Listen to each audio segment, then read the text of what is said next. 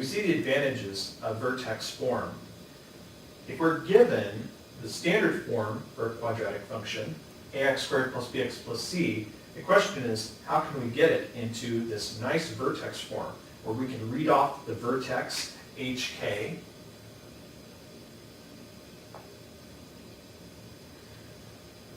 and also have this a. That tells us about the graph of a function. Well, in fact, the a is the same in both of these equations. The goal here will be to take this, a function in this form, and write it in vertex form. There are a couple of ways we can do that. One way is by the method of completing the square.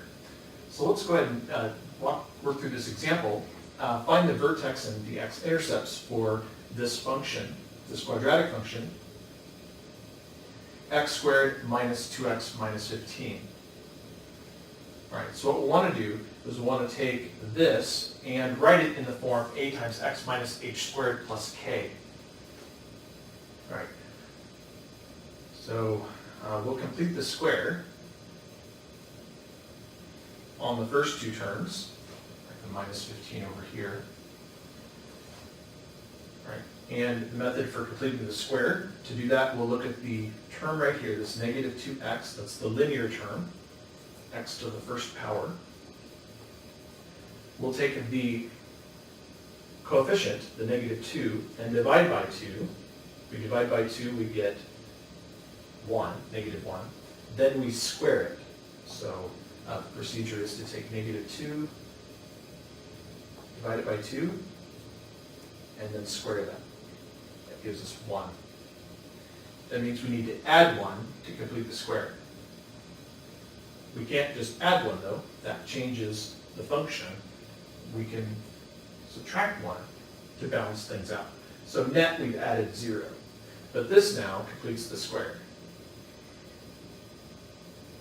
So our function, f of x, we can now write as x minus 1 squared, and this minus 1 goes with the negative 15 to be minus 16. So we've written the function x squared minus 2x minus 15 in this vertex form, where here we can read off all of the important information about this parabola. The a is 1. That means it opens up and has the same shape as x squared. The vertex is at 1 comma negative 16. Okay, completing the square is one way. There's another way we can find the vertex directly from the standard form, and that's using the vertex formula.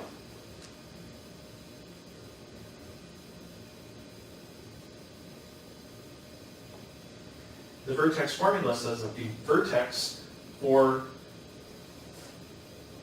a quadratic function in this form is at the point negative b over 2a, comma, and then it would be the function evaluated at negative b over 2a.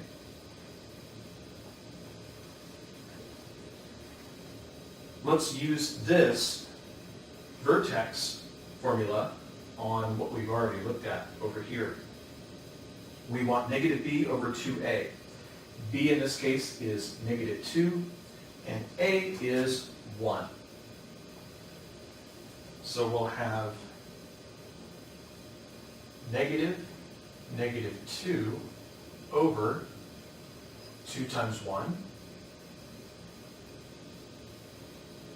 And then we want the function evaluated at this, so negative 2 over 2. All right, well, negative 2 over 2 is just 1. And then we want f of 1. And what is f of 1?